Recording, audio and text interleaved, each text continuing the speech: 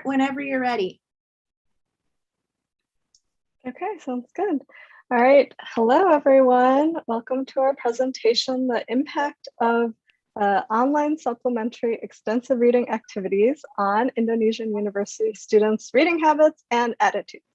So I'm Rachel Wang and I'm presenting with, hi Pratiwi. We presented yesterday from a more theoretical perspective. And so today we'll be focusing more on practical classroom applications at the Indonesian university where we both work together. So for some background, I am from the United States and I was an English language fellow in Indonesia through a program through the US State Department and RELO Jakarta. And I became interested in extensive reading while I was in Manado for 2 years.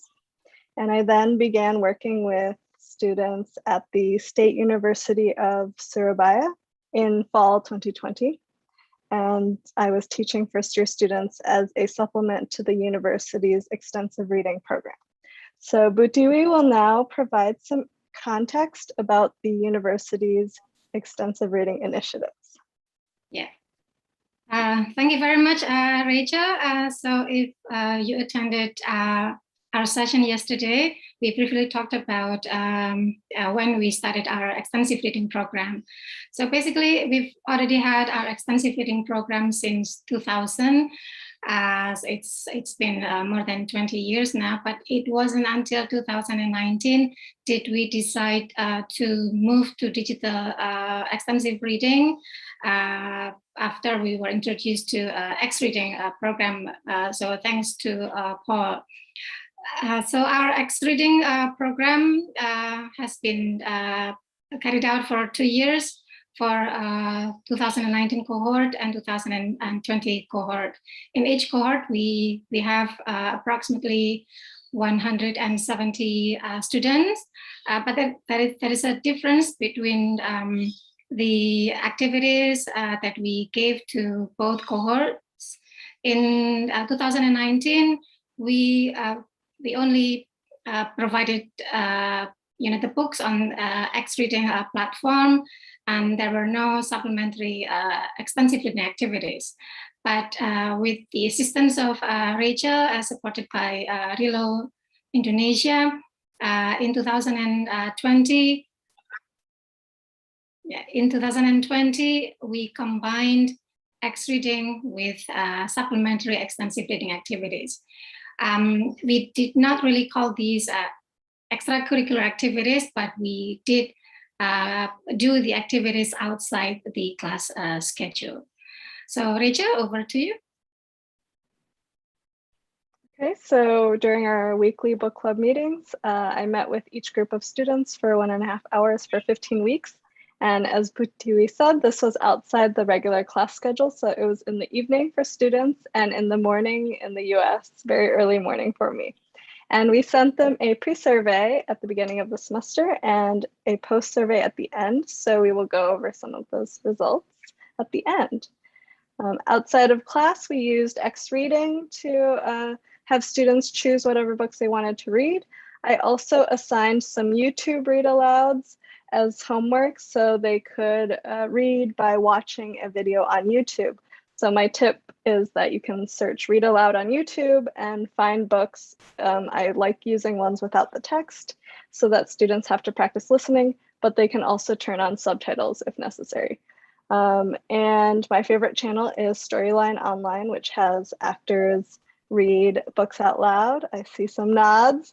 And so in class, I also read picture books to students, and then we did some fun activities together. So I'd like to share some of the creative activities that we used. So my go-to most basic one was called One Sentence Summary. Someone wanted, but so then. So someone is the main character. Wanted, whatever they wanted, but the problem. And then, so what happened? And then what was the ending? So like the dinosaur wanted to make friends, but he was getting bullied. So he hid peppers in the sandwich and then he stopped being bullied. Tyrone the Horrible. Students also recorded, like, I think I made the maximum like 1 minute, but it was usually between 30 seconds, 45 seconds. Students recorded a selfie video and submitted that as homework.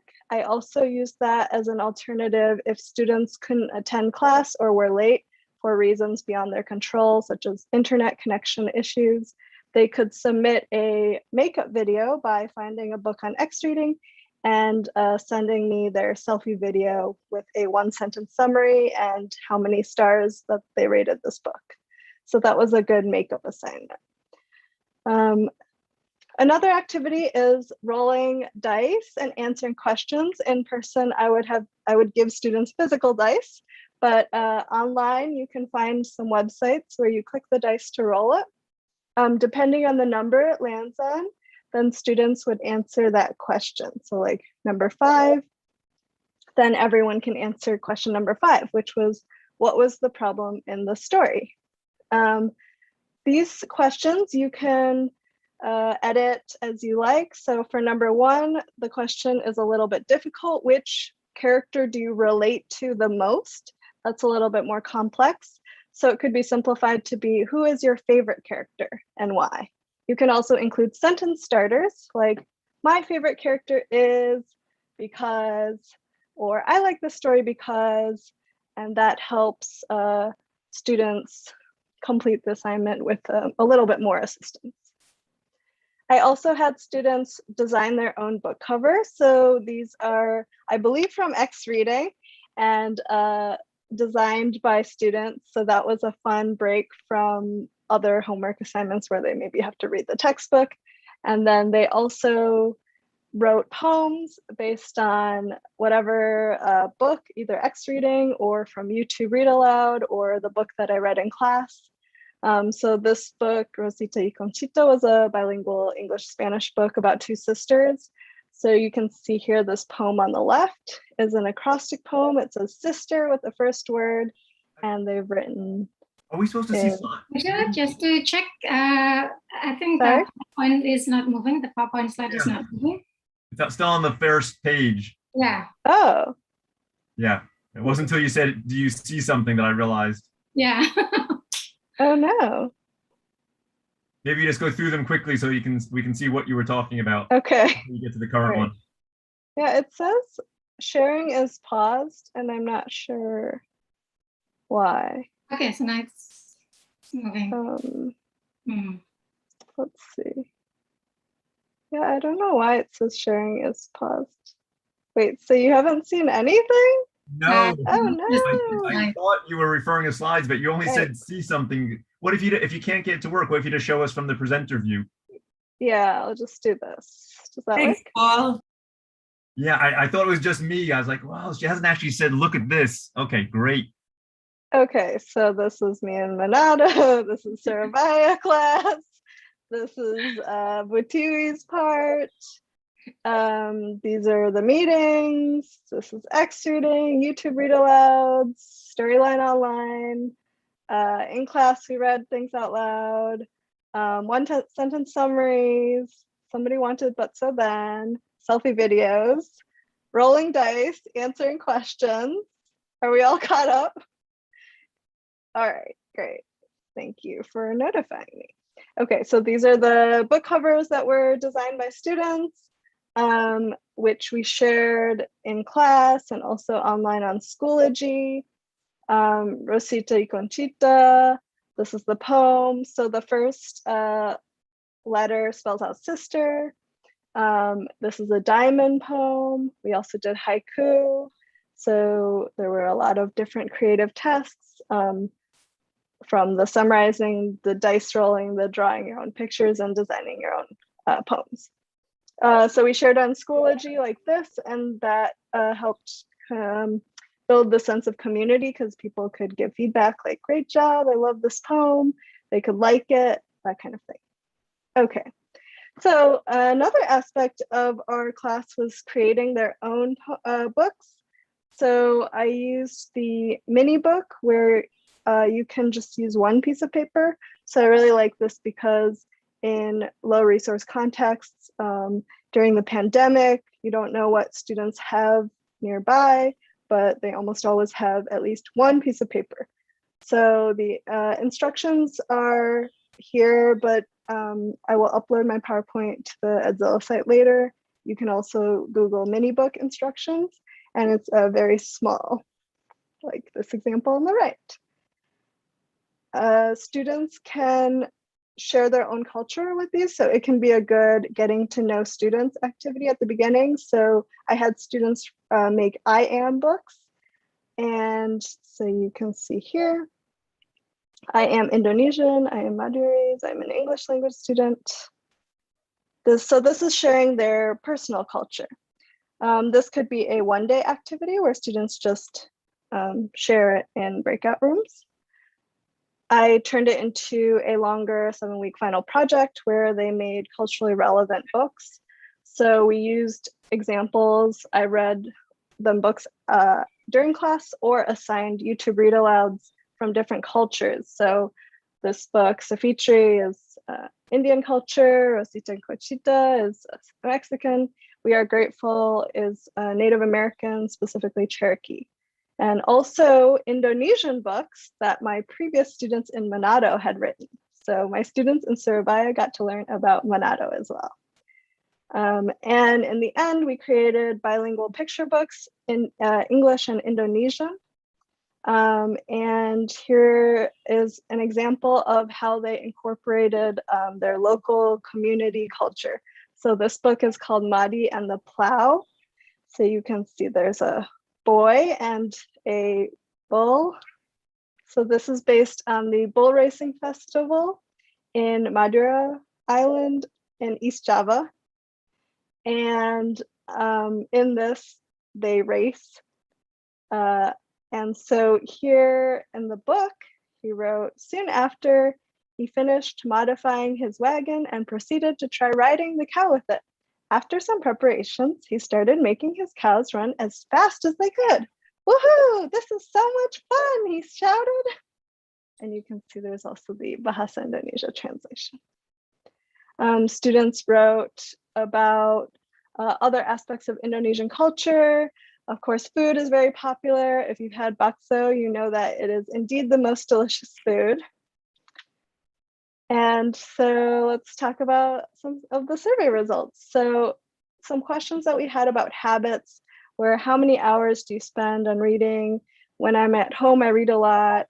Agree, disagree. How many books did you read last year? So to compare between the pre and the post, you can see that definitely having access to X-reading at home helped encourage students to read more. Most students were at 0 to 3 or 4 to 6, and here the majority read more than 9 books, which I also think increased their confidence as readers. In terms of attitudes, reading is one of the best ways for me to learn things. One of my favorite activities. I get a lot of enjoyment from reading. I enjoy receiving books as gifts, and I want to have more books of my own. So we'll just talk about one of them, which is I read when I have the time to enjoy it. So 1 is strongly disagree, and 5 is strongly agree. So you can see that in the pre, the majority is in the agree. And in the post, it shifts more to strongly agree, more 5. So there's definitely an increase in people who responded, I read when I have the time to enjoy it. So 52 people. And Pratiwi will now talk about some of the results from X-reading. Yeah, thank you, Rachel. So although our presentation and focus on reading attitudes and also habits, but we did notice that there is a significant increase in terms of reading speed and also comprehension. Next slide, Rachel. Yeah, so as we see here in the pre-survey, the highest percentage was in the social category, but after the program was over, when we distributed the post-survey, it's sort of shifted to the middle, and also to agree. So that to us, this is really a significant difference. So that's the reading speed. And then in terms of the comprehension, it's more or less the same. In the pre-survey, the highest percentage was in the neutral category, and also about 35.8% in the agree category. But in the post-survey, we see the shift towards category of agree.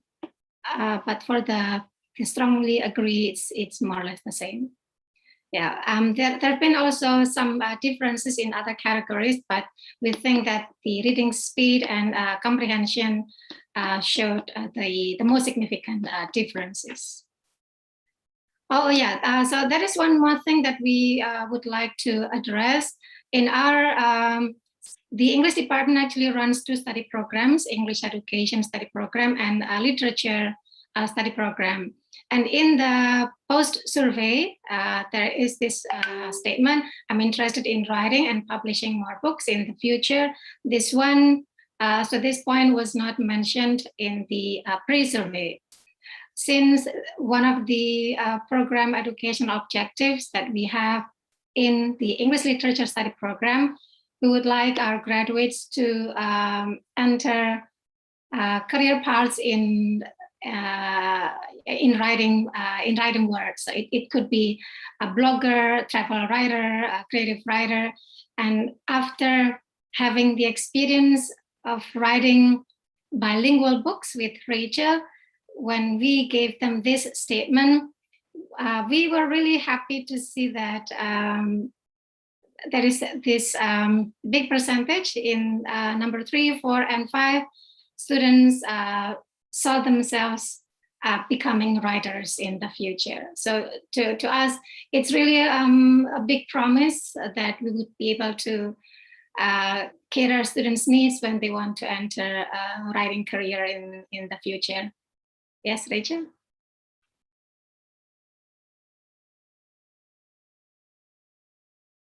Okay. Yeah, so I think that using physical books in online classes is definitely possible. And I think I would definitely recommend a mix of physical and online books, even in an online environment. And now we have finished slightly early, and I was so worried about having 35 plus slides, but we did it. So I think that there's like a little bit of time to show like reading in class, even to university students with picture books is helpful, as students gain a lot of exposure to different cultures. And also it's a great example for students to create their own, being exposed to them. In person, we were able to create these physical books. Oh, I have also put in the chat examples of students' virtual books. I believe that's in the chat if you can see it. I apologize for any technical difficulties, but there's a few libraries of students' created books virtually. And then here's some physical versions. These were from Manado, so they were about specific like Manado food and traditions and values, which was really interesting because those were also completely new to my students in Surabaya, even though it's still in Indonesia. And also for the physical ones, because it was in Manado, they wrote in Manadonese for one of the 3 languages, because the common language there is Bahasa Manado. And so this was about a student from Papua moving to Manado. And so it was great to see trilingual books. Students also were able to share them. This was back in in-person days. We were able to visit a local elementary school and a community center, and students read their own books that they had written and illustrated to other students. Their ade-ade, as we say in Indonesia. And they also shared them with their classmates as well. We also did a version of this featuring like with an environmental component. So we focused on endangered local species in North Sulawesi. And I worked with this NGO, Salute Semangat, with that. So those are things that, and I've also been using the physical versions in my teacher training workshops. So if you email me, I can send you examples of the students' books. This is my contact information, my email. Of course, you can follow me or IERA or RELO Archipelago or US Embassy Jakarta. So those are some things. And then additional resources. A lot of the books that I printed out in class were from Let's Read Asia, Global Storybooks, Bahasa Bali. Those were printed out. And I, of course, used stuff from ER Foundation as well. All right.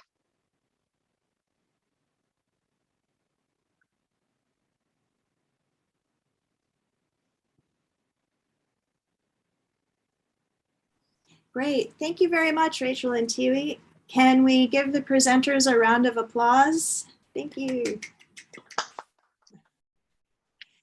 And do any of the attendees have questions for the presenters?